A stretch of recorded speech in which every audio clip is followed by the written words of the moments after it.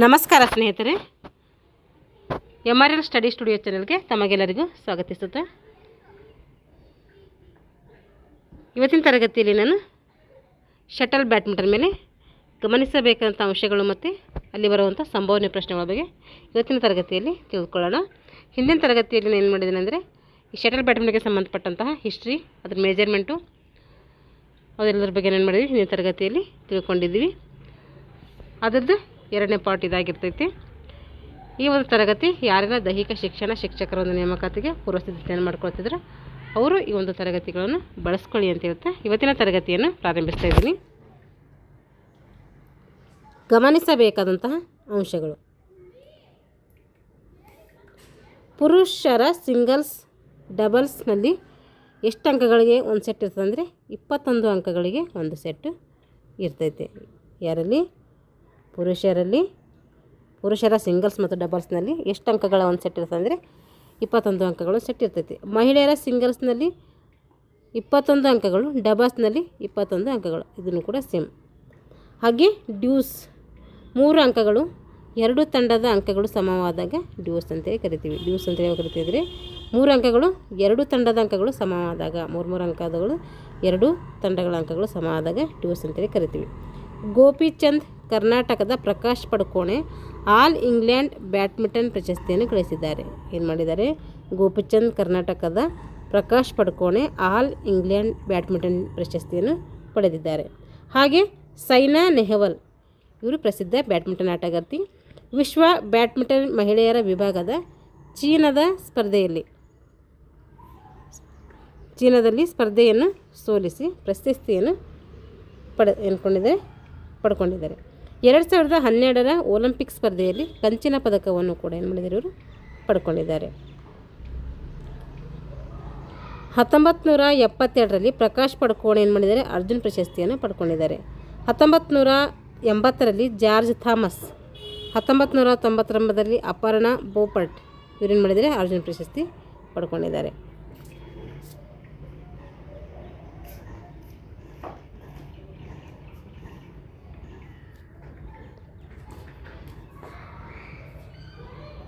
ಇವಾಗ Prakash Padukone all England badminton ಪ್ರಶಸ್ತಿ ಪಡೆದ ಮೊದಲ ಭಾರತದ ಆಟಗಾರ ಅಂತೇಳಿ ನಾವು ಇವರನ್ನು ಕರಿತೀವಿ. ನಂತರ ಪುಲೇಲಾ ಗೋಪಿಚಂದ್ ಮಹಿಳೆಯರಲ್ಲಿ ಸೈನಾ ನೆಹ್ವಾಲ್ ಕೂಡ ಏನು ಮಾಡಿದ್ದಾರೆ? ಪ್ರಶಸ್ತಿಗಳನ್ನು ಪಡೆದಿದ್ದಾರೆ. ಮೊದಲ ಊಬರ್ ಕಪ್ ಗೆದ್ದಂಥ ದೇಶ ಯಾವುದು ಅಂದರೆ ಅದು USA ಏನು ಮಾಡ್ತೈತಿ? ಮೊದಲ ಊಬರ್ ಕಪ್ಪನ್ನು ಗೆದ್ದುತ್ತದೆ. ಊಬರ್ ಕಪ್ ಎದಕ್ಕೆ ಕೊಡ್ತೀವಿ ಅಂದರೆ ಅದು ಬ್ಯಾಡ್ಮಿಂಟನ್ ಕೊಡುವಂಥ ಒಂದು ಕಪ್ಪಾಗಿರ್ತೈತಿ. ಬ್ಯಾಡ್ಮಿಂಟನ್ ಆಟವು 1974ರಲ್ಲಿ ತೆಹರಾನ್ ಏಷಿಯನ್ ಗೇಮ್ಸ್ನಲ್ಲಿ ಸೇರಿಸಲಾಯಿತು. ಮೊದಲ ಬಾರಿಗೆ ಸೇರಿಸಲಾಯಿತು. ಇಲ್ಲಿ ತೆಹರಾನ್ ಏಷಿಯನ್ ಗೇಮ್ಸ್ನಲ್ಲಿ ಬ್ಯಾಡ್ಮಿಂಟನ್ ಮೊದಲ ಬಾರಿಗೆ ಎಲ್ಲಿ ಸೇರಿಸಲಾಯಿತಿದ್ರೆ ತೆಹರಾನ್ ಏಷಿಯನ್ ಗೇಮ್ಸ್ನಲ್ಲಿ. ಈ ಆಟವು ಹೆಂಗೆ ಪ್ರಾರಂಭ ಮಾಡ್ತೀವಿ ಅಂದರೆ ಬಲ ಸರ್ವಿಸ್ ಮೂಲಕ ಪ್ರಾರಂಭ ಮಾಡ್ತೀವಿ.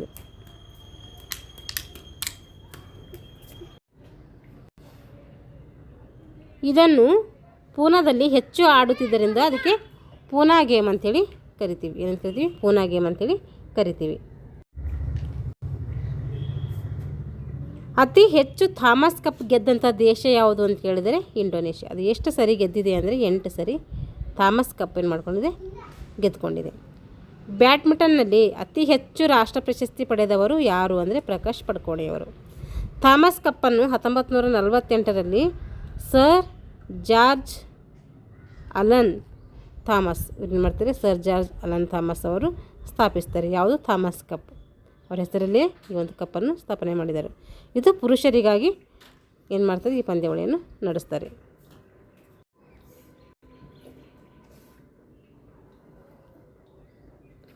ಊಬರ್ ಕಪ್ ಇದೇನು ಮಾಡಿದ್ರೆ ಅಂದರೆ 1956ರಲ್ಲಿ ಮಹಿಳೆಯರಿಗಾಗಿ ಮಿಸ್ಟರ್ HS ಊಬರ್ ಅವ್ರು ಏನು ಮಾಡ್ತಾರೆ? ಸ್ಥಾಪನೆ ಮಾಡ್ತಾರೆ. ಎಷ್ಟರಲ್ಲಿ? 1956ರಲ್ಲಿ. ಆದರೆ ಥಾಮಸ್ ಕಪ್ಪು 1948ರಲ್ಲಿ ಏನು ಮಾಡಿದ್ರೆ ಪುರುಷರಿಗಾಗಿ ಸ್ಥಾಪನೆ ಮಾಡಿದ್ರು. ಅತಿ ಹೆಚ್ಚು ಬಾರಿ ಪುರುಷರ ಆಲ್ ಇಂಗ್ಲೆಂಡ್ ಚಾಂಪಿಯನ್ಶಿಪ್ ಸಿಂಗಲ್ಸ್ ಪ್ರಶಸ್ತಿ ಗೆದ್ದವರು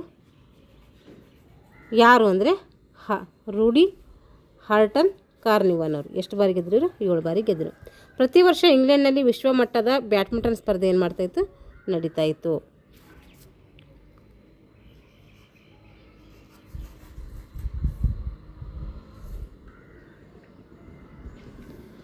ಸ್ಕೋರ್ ಪುರುಷರ ಡಬಲ್ಸ್ ಮತ್ತು ಸಿಂಗಲ್ಸ್.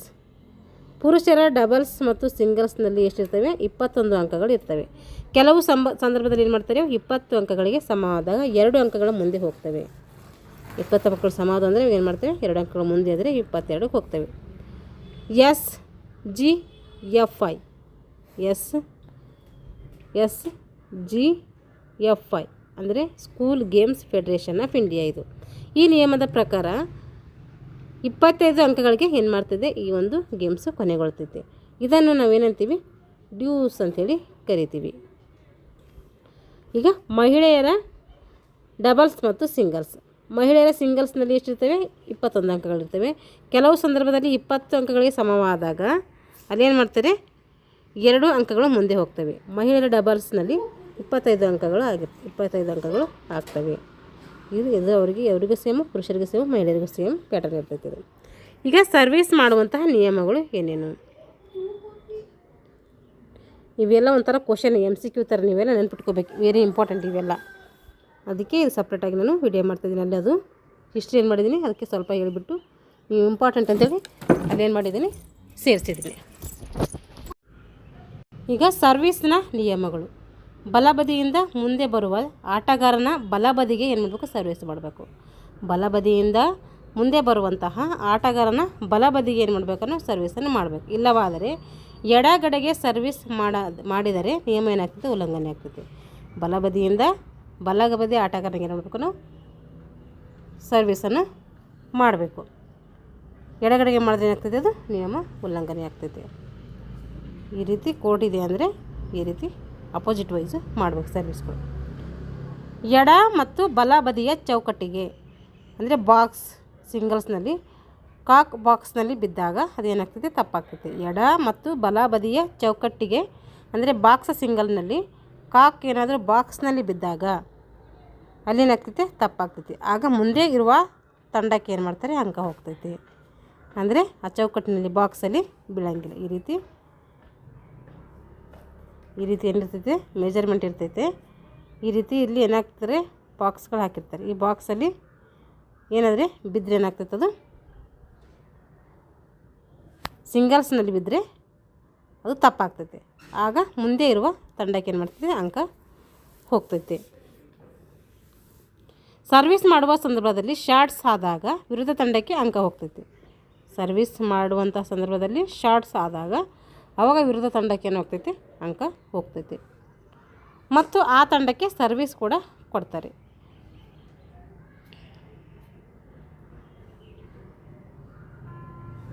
ಡಬಲ್ಸ್ನಲ್ಲಿ ಹಿಂದಿನ ಚೌಕಟ್ಟಿಗೆ ಸರ್ವಿಸ್ ಮಾಡಿದ ಕಾಕ್ ಬಿದ್ದಾಗ ಫಾಲ್ ಆಗ್ತೈತಿ. ಡಬಲ್ಸ್ನಲ್ಲಿ ಹಿಂದಿನ ಚೌಕಟ್ಟಿಗೆ ಸರ್ವಿಸ್ ಮಾಡಿದ ಕಾಕ್ ಏನಾರ ಬಿದ್ದರೂ ಅವು ಕೂಡ ಏನಾಗ್ತೈತಿ? ಫಾಲ್ ಆಗ್ತೈತಿ. ಈ ನಿಯಮ ಸರ್ವಿಸ್ ಮಾಡುವ ಸಂದರ್ಭದಲ್ಲಿ ಮಾತ್ರ ಅನ್ವಯವಾಗ್ತೈತಿ. ಆಡುವ ಸಂದರ್ಭದಲ್ಲಿ ಅಥವಾ ರ್ಯಾಲಿಯಲ್ಲಿ ಏನಾಗಲ್ಲ, ಇದು ಅನ್ವಯ ಆಗೋದಿಲ್ಲ. ಸರ್ವಿಸ್ ಮಾಡುವಾಗ ಮಾತ್ರ ಇದು ಅನ್ವಯ ಆಗ್ತೈತಿ. ರ್ಯಾಲಿ ಟೈಮಲ್ಲಿ ಏನಾಗಲ್ಲ, ಇದು ಅನ್ವಯ ಆಗೋದಿಲ್ಲ. ಡಬಲ್ಸ್ನಲ್ಲಿ ಮುಂದೆ ಇರುವ ಆಟಗಾರನಿಗೆ ಮಾಡಿದ ಸರ್ವಿಸ್ ಅದೇ ಆಟಗಾರ ಕಾಕನ್ನು ರಿಸೀವ್ ಮಾಡಬೇಕು. ಡಬಲ್ಸ್ನಲ್ಲಿ ಏನು ಮಾಡಬೇಕು? ಮುಂದೆ ಇರುವ ಆಟಗಾರನಿಗೆ ಮಾಡಿದಂಥ ಸರ್ವಿಸು ಅವನೇ ಏನು ಮಾಡಬೇಕಂದ್ರೆ ಅದು ರಿಸೀವ್ ಮಾಡಬೇಕು. ಇಲ್ಲವಾದರೆ ಅದೇನಾಗ್ತದೆ? ಫಾಲ್ ಆಗ್ತೈತಿ. ಈ ನಿಯಮ ಏನೆಂದರೆ ಡಬಲ್ಸ್ನಲ್ಲಿ ಇಬ್ಬರು ಆಡುವವರು ಬಲಬದಿಗೆ ಆಡಿದ ಸರ್ವಿಸನ್ನು ಬಲಬದಿಯ ಆಟಗಾರನೇ ಅಂದರೆ ಕಾಕನ್ನು ರಿಸೀವ್ ಮಾಡಬೇಕು. ಇಲ್ಲವಾದರೆ ಏನಾಗ್ತೈತಿ? ನಿಯಮ ಉಲ್ಲಂಘನೆ ಆಗ್ತೈತಿ.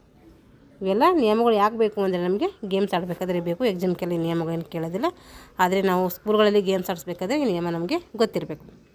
ಈಗ ಶಟಲ್ ಬ್ಯಾಡ್ಮಿಂಟನ್ ಆಟದ ಕೆಲವು ಮುಖ್ಯ ನಿಯಮಗಳು, ಇವು ವೆರಿ ಇಂಪಾರ್ಟೆಂಟ್. ಅವು ಸಾಮಾನ್ಯ ನಿಯಮಗಳು, ಇವು ಮುಖ್ಯ ನಿಯಮಗಳು ಅಂತ ಅರ್ಥ.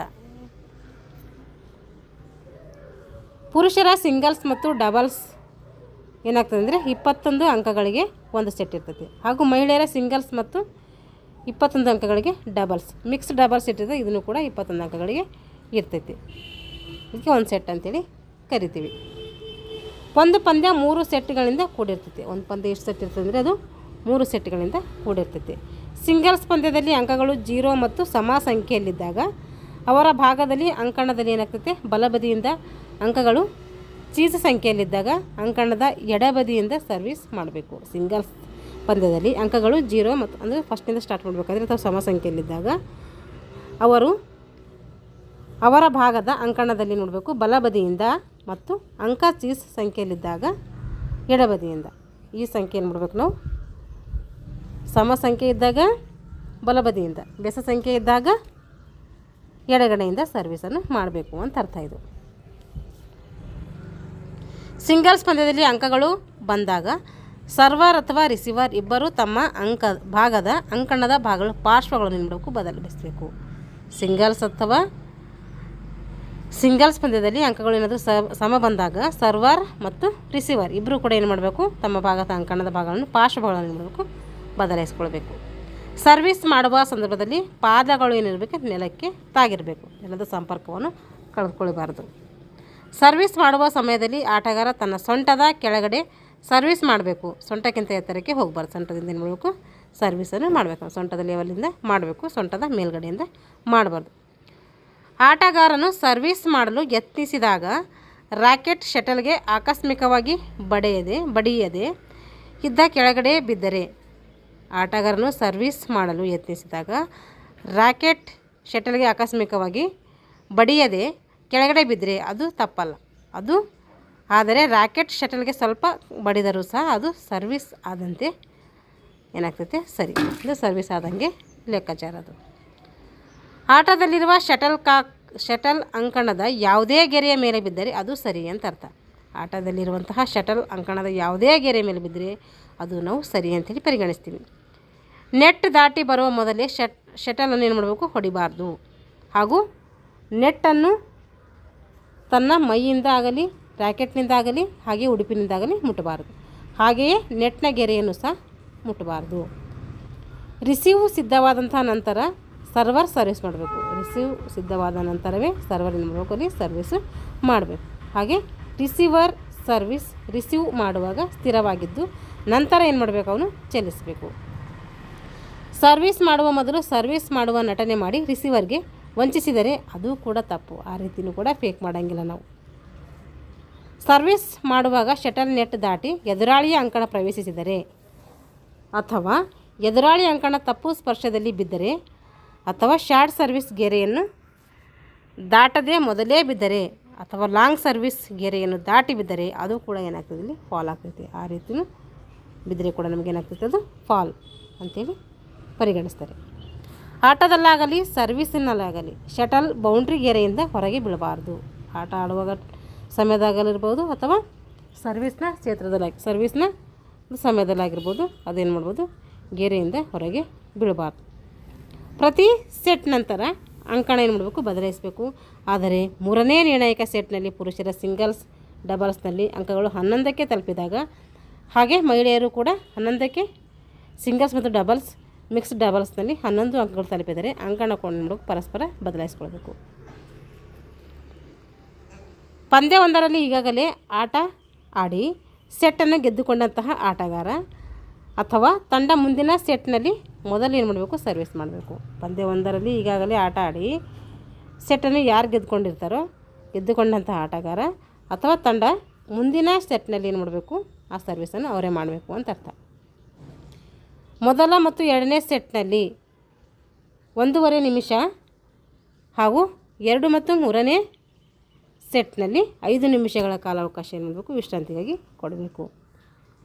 ಮೊದಲು ಮತ್ತು ಎರಡನೇ ಸೆಟ್ನಲ್ಲಿ 1.5 ನಿಮಿಷ, 2 ಮತ್ತು 3ನೇ ಸೆಟ್ನಲ್ಲಿ 5 ನಿಮಿಷ ಏನು ಮಾಡ್ತಾರೆ, ವಿಶ್ರಾಂತಿಗಾಗಿ ಸಮಯಾವಕಾಶವನ್ನು ಕೊಡ್ತಾರೆ. ಈಗ ಸಂಭವನೀಯ ಪ್ರಶ್ನೆಗಳು ನೋಡು. ಎಲ್ಲದಕ್ಕಿಂತ ಇವು ವೆರಿ ಇಂಪಾರ್ಟೆಂಟು, ಮುಖ್ಯವಾದ ಪ್ರಶ್ನೆಗಳು. ಎಲ್ಲನೂ ಇಂಪಾರ್ಟೆಂಟೇ, ಎಲ್ಲನೂ ನಾವು ಏನು ಮಾಡಬೇಕು, ನೆನಪಿಟ್ಕೊಳ್ಬೇಕು. ಡಾಕ್ ಸಜಿಯೇಟ್ರಿ ಎಂಬ ಪದವು ಈ ಆಟದೊಂದಿಗೆ ಸಂಬಂಧವನ್ನು ಹೊಂದಿದೆ ಅಂದರೆ ಬ್ಯಾಡ್ಮಿಂಟನ್. ಈ ಸ್ಕಿಲ್ ಇದರಲ್ಲಿ ಬರ್ತದೆ ಅಂತ ಅರ್ಥ. ಬ್ಯಾಡ್ಮಿಂಟನ್ ಆಟವು ಈ ದೇಶದಲ್ಲಿ ಹೆಚ್ಚು ಆಡುತ್ತಿದ್ದರಿಂದ ಇದನ್ನು ನಾವು ಪೂನಾ ಗೇಮ್ ಅಂತೇಳಿ ಕರಿತೀವಿ. ಅಂದರೆ ಪೂನಾದಲ್ಲಿ ಆಡ್ತಾಯಿದ್ರು.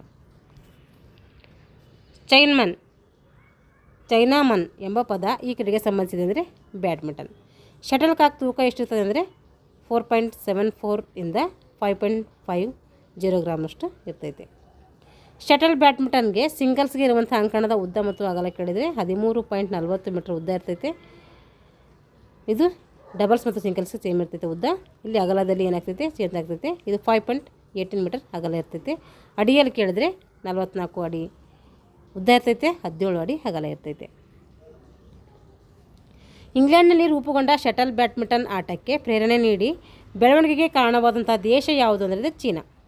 ಬ್ಯಾಡ್ಮಿಂಟನ್ ಆಟದ ಶಟಲ್ ಕಾಕ್ನಲ್ಲಿರುವಂಥ ಪುಕ್ಕಗಳ ಸಂಖ್ಯೆ ಕೇಳಿದರೆ 14ರಿಂದ 16. ಬ್ಯಾಡ್ಮಿಂಟನ್ ಪುರುಷರ ವಿಭಾಗಕ್ಕೆ ಥಾಮಸ್ ಕಪ್ ನೀಡಿದರೆ ಮಹಿಳೆಯರ ವಿಭಾಗಕ್ಕೆ ಯಾವಾಗ ನೀಡ್ತಾರೆ ಅಂದರೆ ಊಬರ್ ಕಪ್ ನೀಡ್ತಾರೆ. ಬ್ಯಾಡ್ಮಿಂಟನ್ ಆಟದ ಮೊದಲ ಹೆಸರು ಯಾವುದು ಅಂತ ಕೇಳಿದರೆ ಅದು ಪೂನಾ ಗೇಮ್ ಆಗಿರ್ತೈತೆ.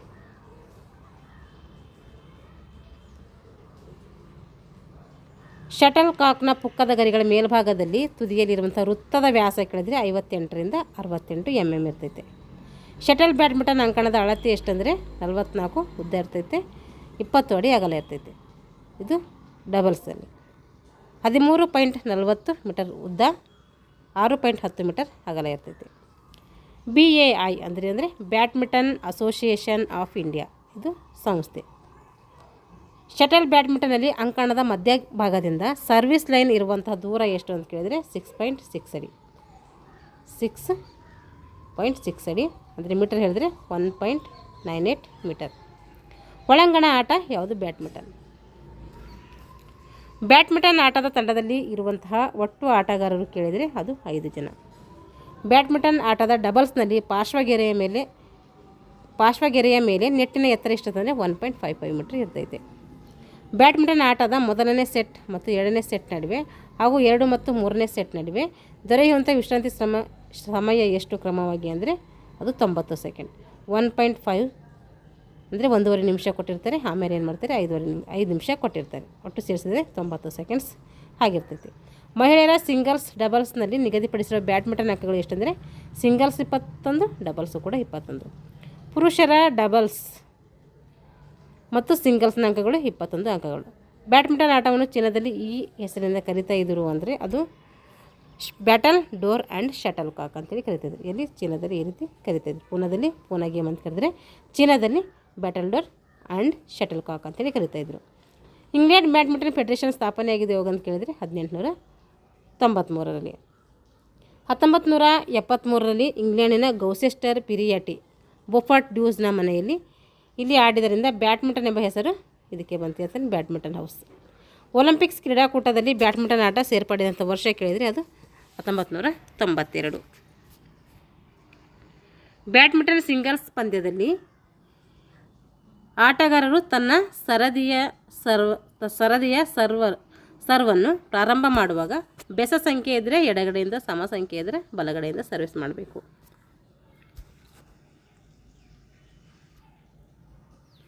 ಬ್ಯಾಡ್ಮಿಂಟನ್ ಪುರುಷರ ವಿಭಾಗದ ಗುಂಪಿನ ಸ್ಪರ್ಧೆಯಲ್ಲಿ ಪಂದ್ಯಗಳು ನಡೆಸುವಂತಹ ವಿಧಾನ ಯಾವುದಂದರೆ 2 ಸಿಂಗಲ್ಸ್, ನಂತರ 1 ಡಬಲ್ಸ್, ಆ ನಂತರ 3ನೇ ಸಿಂಗಲ್ಸ್, ತದನಂತರ 2ನೇ ಡಬಲ್ಸ್ ಪಂದ್ಯ ಆಡಿಸ್ತಾರೆ. ಬ್ಯಾಡ್ಮಿಂಟನ್ ಮಹಿಳೆಯರ ವಿಭಾಗದ ಗುಂಪಿನ ಸ್ಪರ್ಧೆಯಲ್ಲಿ ಪಂದ್ಯಗಳು ಆಡಿಸುವ ವಿಧಾನ ಯಾವುದಂದರೆ 1ನೇ ಸಿಂಗಲ್ಸ್ ಪಂದ್ಯ, ನಂತರ 1ನೇ ಡಬಲ್ಸ್ ಪಂದ್ಯ, ಆ ನಂತರ 2ನೇ ಸಿಂಗಲ್ಸ್ ಪಂದ್ಯ, ಈ ರೀತಿ ಆಡಿಸ್ತಾರೆ. ಬ್ಯಾಡ್ಮಿಂಟನ್ ಮಹಿಳೆಯರ ಗುಂಪಿನ ಸ್ಪರ್ಧೆಯಲ್ಲಿ ಒಟ್ಟು ಪಂದ್ಯಗಳು ಎಷ್ಟು ಅಂತ ಕೇಳಿದರೆ 2 ಸಿಂಗಲ್ಸು, 1 ಡಬಲ್ಸು. ಬ್ಯಾಡ್ಮಿಂಟನ್ ಪುರುಷರ ಗುಂಪಿನ ಸ್ಪರ್ಧೆಯಲ್ಲಿ ಒಟ್ಟು ಪಂದ್ಯಗಳು 3 ಸಿಂಗಲ್ಸ್ ಇರ್ತವೆ. ಅಲ್ಲಿ ಮಹಿಳೆಯರಿಗೆ 2 ಇದ್ದರೆ ಇವರು 3 ಇರ್ತವೆ. ಅಲ್ಲಿ ಮಹಿಳೆಯರಿಗೆ 1 ಡಬಲ್ಸ್ ಇರ್ತದೆ, ಇವರಿಗೆ 2 ಡಬಲ್ಸ್ ಇರ್ತವೆ. 1948-49ರಲ್ಲಿ ಸ್ಥಾಪನೆಗೊಂಡಂತಹ ಅಂತಾರಾಷ್ಟ್ರೀಯ ಬ್ಯಾಡ್ಮಿಂಟನ್ ಸಮಿತಿಯ ಪ್ರಥಮ ಅಧ್ಯಕ್ಷರು ಯಾರು ಅಂದರೆ ಜಾರ್ಜ್ ಎ ಥಾಮಸ್. ಬ್ಯಾಡ್ಮಿಂಟನ್ ಆಟದಲ್ಲಿ ನೆಲದಿಂದ ಕಂಬಗಳ ಎತ್ತರ ಎಷ್ಟಿರ್ತಂದರೆ 1.55 ಮೀಟರ್ ಇರ್ತೈತೆ. ಬ್ಯಾಡ್ಮಿಂಟನ್ ಆಟದಲ್ಲಿ ನೆಲದಿಂದ ನೆಟ್ಟಿನ ಎತ್ತರ ಎಷ್ಟು ಅಂತ ಕೇಳಿದರೆ 1.52 ಮೀಟರ್ ಇರ್ತೈತಿ. ಅಡಿಯಲ್ಲಿ ಹೇಳಬೇಕಾದ್ರೆ 5.1 ಅಡಿ. ಇಷ್ಟೇನಾಯ್ತಂದರೆ ಶಟಲ್ ಬ್ಯಾಡ್ಮಿಂಟನ್ಗೆ ಸಂಬಂಧಪಟ್ಟಂತಹ ಮುಖ್ಯ ನಿಯಮಗಳು ಮತ್ತು ಗಮನಿಸಬೇಕಾದಂಥ ಅಂಶಗಳು, ಮುಖ್ಯ ಪ್ರಶ್ನೆಗಳು, ಇವು ಎಲ್ಲ ಏನಂದರೆ ಇಂಪಾರ್ಟೆಂಟ್. ಅದಕ್ಕೋಸ್ಕರ ಇದು ಸ್ವಲ್ಪ ವಿಡಿಯೋ ಲೆಂತಿ ಆಯಿತು. ಒಂದು ಪಾರ್ಟಲ್ಲಿ ಏನು ಮಾಡಿದ್ದೀನಿ, ಬ್ಯಾಡ್ಮಿಂಟನನ್ನು ಮುಗಿಸಿದ್ದೀನಿ. ಮುಂದಿನ ತರಗತಿಯಲ್ಲಿ ಮುಂದಿನ ಒಂದು ಗೇಮ್ಸ್ ಕುರಿತು ತರಗತಿಯನ್ನು ಪ್ರಾರಂಭಿಸೋಣ. ಯಾರೆಲ್ಲ ನಮ್ಮ ಚಾನಲ್ನ ಸಬ್ಸ್ಕ್ರೈಬ್ ಮಾಡ್ಕೊಂಡಿಲ್ಲ, ಚಾನಲ್ನ ಸಬ್ಸ್ಕ್ರೈಬ್ ಮಾಡಿಕೊಂಡು ವಿಡಿಯೋಗಳನ್ನು ವಾಚ್ ಮಾಡಿ ಅಂತ ಹೇಳ್ತಾ thank you for watching all.